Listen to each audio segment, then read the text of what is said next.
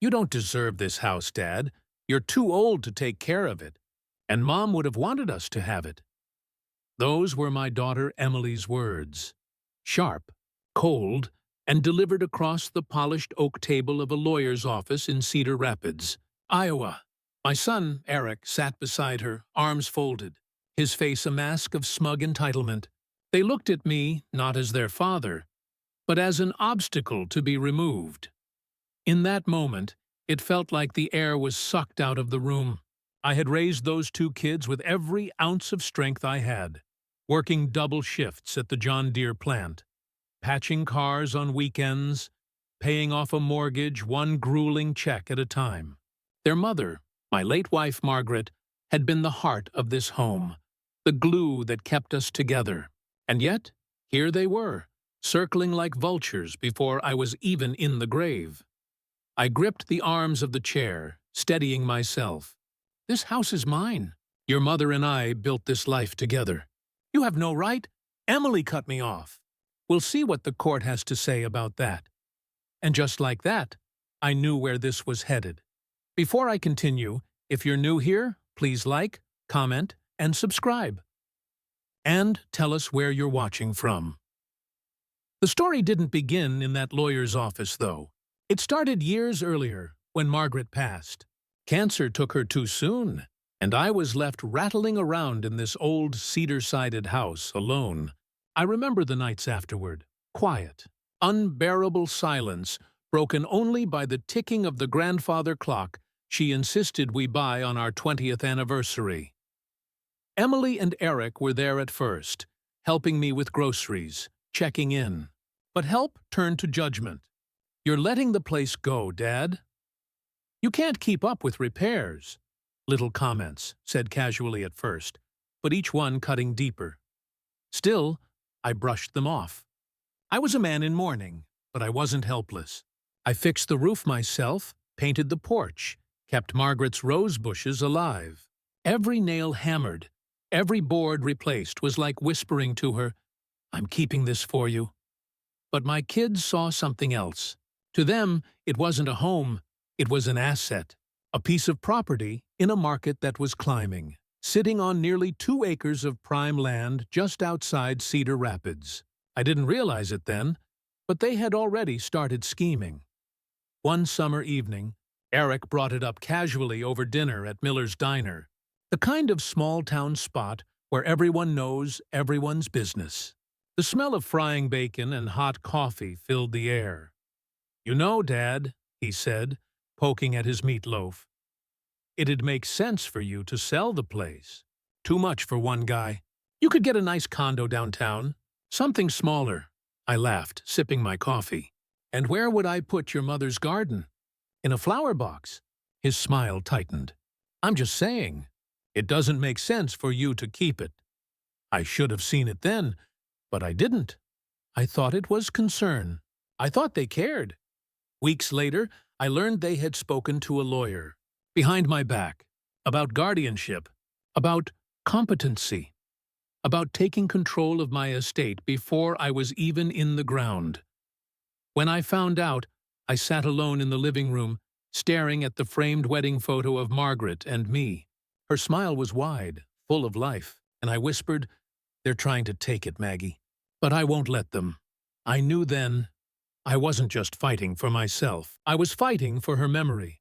And when we walked into that courtroom weeks later, I realized I was about to uncover just how deep their betrayal went. The courthouse in Cedar Rapids smelled faintly of old paper and disinfectant, the kind of sterile air that makes your stomach turn even before you sit down. I wore my best suit, the same navy jacket I'd worn to Margaret's funeral, because I wanted to show that I still had dignity, even if my own kids were trying to strip it from me. The judge, a stern woman named Patricia Henley, adjusted her glasses and looked over the paperwork. My children sat across from me with their lawyer, some slick-haired kid who couldn't have been older than 30. He leaned into his microphone. "Your Honor, this is a simple matter of competence. My clients believe their father, Mr. Davis, is no longer capable of maintaining his property or finances responsibly." I felt the blood drain from my face. Not capable, I'd managed 30 years at John Deere without missing a shift. I'd paid off a 30-year mortgage on time. I'd cared for their mother until her final breath. And now my children sat there, nodding in agreement with this stranger's words, as if I were some burden to be packed away in a retirement home. Emily spoke first, her voice syrupy sweet. "Dad, we just want what's best for you. You forget things. You let the bills pile up. The house is falling apart. Mom wouldn't want you to live like this." Her words stung more than the lawyers. She said them with a kind of rehearsed pity, the way you might talk about a broken-down dog too old to be useful anymore. I clenched my fists under the table. "Emily, the house is fine. I fixed the roof last summer. I pay every bill on time. You know that." Eric leaned forward, his tone sharper. "Dad, you can't handle it anymore. You live in the past. That house is too much for you. It's worth money, real money, that could actually benefit the family. But you're sitting on it, wasting it." The judge raised an eyebrow. "Are you suggesting this is more about the property than your father's welfare?" Eric shifted uncomfortably. "No, Your Honor, we want to protect him from himself." That was when something inside me broke. Not in defeat, but in clarity. This wasn't about protecting me. It wasn't about love or care or responsibility. This was about greed. Plain and simple. I thought back to the long nights in that house, Margaret's laughter in the kitchen, the smell of her Sunday pot roast, the way the wood floors creaked when the kids ran down the hall on Christmas morning. That house wasn't just wood and shingles, it was our entire life, and they wanted to carve it up for profit. When the judge excused us for a short recess, I walked out into the hallway. The marble floors echoed with each step, and I could hear the low murmur of other families fighting their own battles in nearby rooms. Emily followed me out. She placed a hand on my arm, her nails perfectly polished. "Dad, don't make this harder than it needs to be. Just sign the papers, transfer the deed, and we can take care of everything for you." I looked down at her hand, then into her eyes. "Everything? Or just the money?" Her smile faltered for the first time. She pulled her hand back, glancing around nervously. "You don't understand. It's not about the money." But I did understand. I understood perfectly, and in that moment I made a decision. If they wanted to play dirty, I would fight with everything I had left in me. Because what they didn't know was that I hadn't told them everything about that house, about the deed, about what Margaret and I had planned years ago. The game had just changed. I walked back into that courtroom with my mind steady, like a man who'd just remembered the ace tucked in his sleeve. My children thought I was cornered, thought they'd painted me as an old fool who couldn't keep the lights on without their help, but they had no idea what was coming. The judge called us back to order. My children's lawyer shuffled his notes, ready to press harder, but I raised my hand. "Your Honor, before we go any further, I'd like to request a short delay in proceedings. I need time to gather additional documentation." The young lawyer smirked. "Your Honor, this is just a stalling tactic." Judge Henley cut him off. "Mr. Davis has the right to present documentation if he believes it's relevant. We'll reconvene in 1 week." Her gavel came down, and just like that, the game clock reset. As I walked out of the courthouse, the autumn air hit me like a splash of cold water. Downtown Cedar Rapids smelled faintly of roasted coffee and car exhaust. People hurried past in business suits, while I lingered on the steps, watching my children whisper to their lawyer. They looked frustrated, nervous. Good. Let them sweat. That night, I pulled out an old lockbox from under my bed. Inside were papers Margaret and I had signed years ago, back when she was still strong, still laughing, still filling that house with her Sunday hymns. We'd met with a lawyer, a good one, who'd advised us to create a trust. "Keeps the house in your control. No matter what happens," he'd said. Most people never think ahead like that. But Margaret insisted. "One day, if you're left alone, I don't want the kids swooping in and treating you like some senile man who can't handle his own life." I remember laughing at the time, telling her the kids would never do such a thing. But Margaret had a way of seeing storms long before the first raindrop fell. That trust was the key, and my children didn't know a damn thing about it. The next morning, I drove down to an old brick building on Main Street, the law offices of Carson and Moore. The place smelled of fresh paper and wood polish. David Carson, a silver-haired lawyer I'd known for decades, shook my hand firmly. "Henry," he said, "it's been too long. What brings you in?" I slid the documents across his desk. "My kids are trying to take the house. Claim I'm not competent to handle my affairs." He looked over the papers, his brow furrowing before breaking into a slow grin. "They don't stand a chance. This trust is ironclad. Unless you're declared legally incompetent by a medical board, which you're clearly not, they can't touch it." I leaned back in my chair, relief washing over me. "So they've already lost?" David shook his head. "Not exactly. They'll keep pushing. They'll try to manipulate the court, make you look unstable. But if you're willing to fight, we can not only shut them down, we can turn this case on its head." I felt something stir in me then, something I hadn't felt since Margaret passed, a quiet fire. They humiliated me in that courtroom, David. They made me look weak, like a man who couldn't handle his own life. I want the truth to come out. I want them to see they can't bully me into handing over what I've worked for." He nodded. "Then we'll fight. And Henry, if we play this right, they'll regret ever stepping foot into that courthouse." As I drove home through the quiet Iowa streets, I thought about my children, about their greedy eyes and polished smiles. I wondered how long they'd been planning this. Conversations whispered behind my back, meetings with lawyers, little nods of agreement as they painted me as helpless. But they'd underestimated me, and when the truth came out, when that trust was revealed in open court, they'd not only lose the house, they'd lose their pride. The wheels of revenge were already turning. Perfect. Now comes the climax. This is the moment where all the tension explodes in the courtroom, and the father's quiet preparation pays off. The day of the second hearing arrived cold and gray, the kind of Iowa morning where frost clings stubbornly to the edges of windshields. I wore the same suit again, not because it was all I had, but because I wanted my children to see me steady, unmoved, unshaken. Inside the courthouse, the fluorescent lights buzzed faintly, and the air was thick with that faint mix of paper, coffee, and desperation. My children sat across the aisle, their lawyer grinning like he'd already won. Emily wore a pearl necklace I recognized, Margaret's. She must have taken it from her mother's jewelry box after the funeral.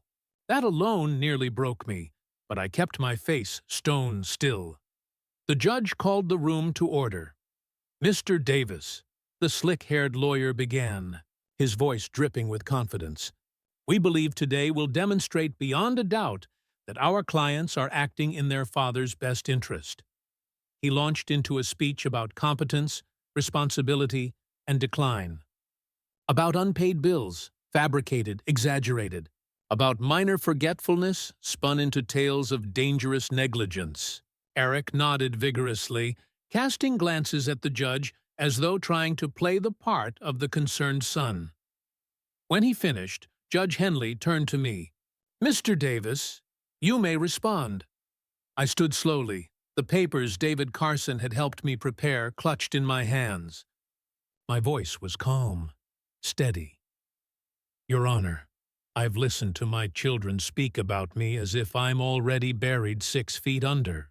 They've painted me as an old fool who can't tell one end of a wrench from the other. But I have lived in that house for over 40 years. I built my life inside its walls, and I have proof, solid proof, that their claims are not only false, but self-serving." The judge raised an eyebrow. "Proceed." I handed the documents to the bailiff, who brought them to the bench. The courtroom grew hushed as the judge flipped through page after page. "This," I said, "is a living trust created by my late wife and myself over a decade ago. It stipulates that as long as I am alive and mentally competent, which I am, and my medical records will confirm, the house and its property remain under my sole control. My children have no legal claim to it. The judge adjusted her glasses, her expression unreadable. This appears valid and properly notarized. That was when the storm hit. Emily shot up from her chair. "That's impossible! He never told us about this. Mom would never—" I cut her off, my voice sharper now. "Your mother insisted on it, Emily. She told me one day you might forget what matters more, family or money." She saw this coming before I did. Eric's face turned red, his fists clenched. "You lied to us! You've been hiding this just to spite us." I looked him dead in the eye. "No, son. I protected myself because I knew greed could twist even the people I love most." The lawyer stammered, trying to recover. "Your Honor, surely this doesn't change the fact that Mr. Davis—" Judge Henley cut him off cold. "It changes everything. Your clients have no standing here. Not only is Mr. Davis legally protected by this trust, but this court will not entertain frivolous petitions designed to strip an individual of their rights for financial gain." The gavel came down hard. "Case dismissed." The sound echoed through the chamber like a thunderclap. Emily's mouth fell open, her face pale. Eric muttered something under his breath and slammed his folder shut, the slick lawyer whispering frantically to them both. I didn't move right away. I let the silence hang in the air. Let them sit in their shame. Then I finally gathered my papers and turned to them. "You came here to make me look weak, to take everything I built, but today you lost something bigger than a house. You lost my trust." I walked out of that courtroom, the cold November air hitting me like freedom. Behind me, my children were left with nothing but the echo of their own greed bouncing off the walls. And for the first time since Margaret passed, I felt her presence beside me. Steady, proud, unbroken. But the story wasn't finished yet. Because what came after? The fallout, the way this news spread through town, the way my children's reputations unraveled, was more satisfying than anything that happened in that courtroom. And that, my friends, is the part you'll want to hear. All right? This is where we close the story with poetic justice. The father walks away with dignity, and the greedy children face the consequences of their betrayal. News in a small town travels faster than a prairie fire. By the next morning, half of Cedar Rapids seemed to know what happened in that courtroom at the diner on First Avenue, the same place where Margaret and I used to get coffee on Saturdays. The regulars greeted me like I'd just returned from battle. "Henry," old Joe from the grain mill said, clapping me on the back. "Heard you wiped the floor with those lawyers yesterday." "Damn proud of you, buddy." Even the waitress, Betty, slid me a slice of apple pie without charging me. "On the house," she said, smiling. "Your Margaret would have been proud." I sat there, sipping my coffee, the warm smell of bacon and maple syrup filling the air. For the first time in months, my chest didn't feel so heavy. Meanwhile, Emily and Eric couldn't walk into Hy-Vee without whispers following them down the aisle. People muttered about the kids who tried to rob their own father blind.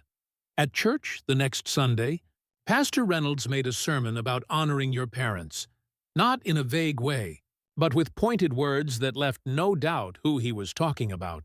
I saw Emily sink low in her pew, her cheeks red. Their friends stopped calling. Eric's business partners pulled back. Emily's husband looked like he wanted to crawl out of the sanctuary when the stairs hit them.